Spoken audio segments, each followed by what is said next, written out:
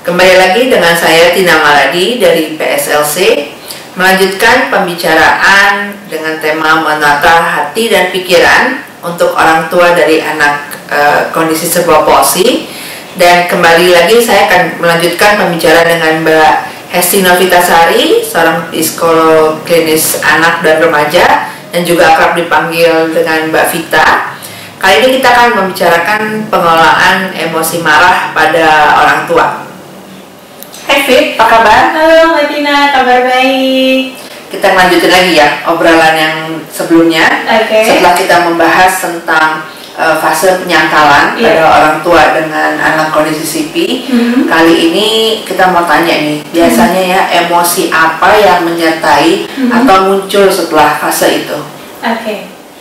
Iya, kalau di sebelumnya kita membahas tentang denial, dimana kalau penyangkalan ini merupakan upaya diri dalam mengelola mindset sebenarnya atau pola pikir kita yang melindungi diri kita secara psikologis atau bisa dibilang sebagai mekanisme pertahanan diri seseorang ketika menghadapi kondisi yang sulit. Nah, marah ini adalah salah satu emosi yang biasanya menyertai denial gitu ya. Dan marah ini pun biasanya muncul sebagai ekspresi emosi seseorang ketika menghadapi situasi sulit. Nah, apalagi kalau misalnya nih orang tua yang didiagnosa anaknya CP, biasanya ada perasaan-perasaan yang terkait, misalnya nih, kok Tuhan gak adil ya memberikan Ananda yang dengan kondisi yang terbatas gitu ya. Jadi hal itu menjadi satu perasaan negatif yang muncul dan dalam bentuk kemarahan. Jadi Fit, pada saat orang tua merasa tidak adil, merasa kecewa, itu wajar gak sih kita punya rasa marah saat menghadapi kondisi tersebut? Ya, menjawab pertanyaan dari Mbak Tina tadi, apakah wajar ketika orang tua dalam menghadapi kondisi sulit kemudian merasa marah? Ya, jawabannya wajar sekali, karena yang namanya emosi setiap orang itu pasti mengalaminya, apalagi ketika menghadapi suatu realita yang berbeda dengan harapannya. Pasti muncul kekecewaan, kemudian tadi rasa marah gitu ya, sehingga kalau tidak dikendalikan maka muncullah kata-kata yang mungkin atau perasaan yang mungkin terlalu dipendam sehingga akan menyakitkan ke hati seperti itu. Nah, kondisinya adalah emosi ini terbagi menjadi dua, ada emosi positif, ada emosi negatif. Walaupun marah ini merupakan salah satu dari emosi negatif, tapi nyatanya kemarahan ini penting dalam proses pengelolaan emosi.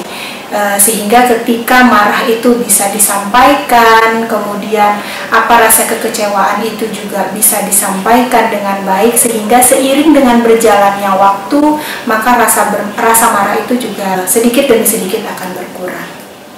Jadi Fit, menyambung dengan pernyataan kamu tentang menghadapi realita, kadang tuh kita juga punya merasakan saat anak kita dipandang berbeda.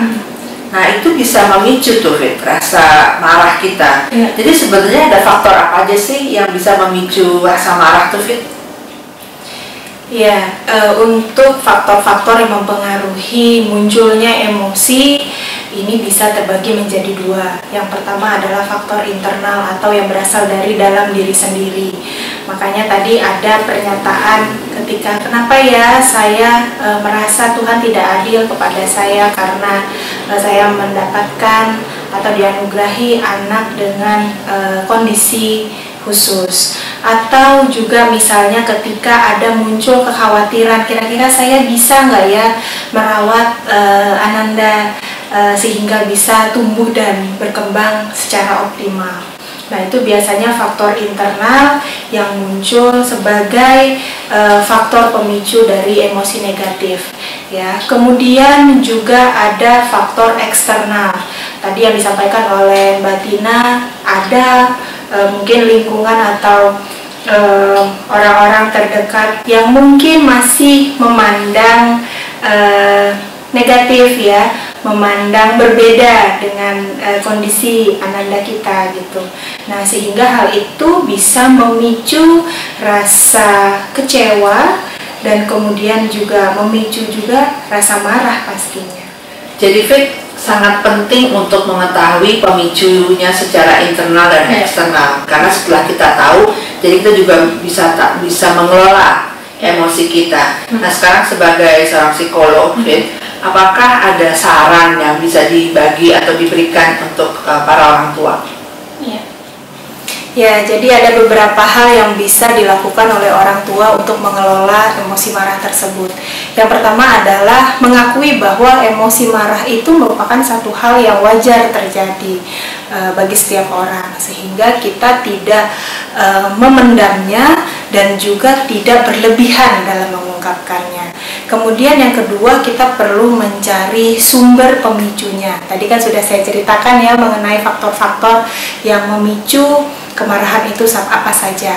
Nah, nanti bisa dicatat atau bisa melakukan journaling istilahnya ya. Jadi apa sih faktor-faktornya kira-kira yang membuat saya ini atau membuat muncul emosi marah tersebut. Kemudian yang ketiga, ketika memang emosi marah itu dirasa sangat sulit untuk dikendalikan, maka bisa melakukan relaksasi. Salah satunya adalah dengan mengatur nafas hingga kita sebagai seseorang juga merasa lebih tenang dan akan lebih mudah juga ketika mencari solusinya. Dan yang terakhir adalah jangan ragu ke psikolog untuk meminta bantuan dalam mengelola emosi orang tua. Terima kasih banyak Fit untuk obrolan kita kali ini dengan tema pengelolaan rasa marah untuk orang tua dan anak kondisi cerebral palsy. Kita akan jumpa di topik berikutnya, yaitu mencari solusi. Terima kasih banyak Fit. Sama-sama Mbak Tina. Oke, sampai jumpa.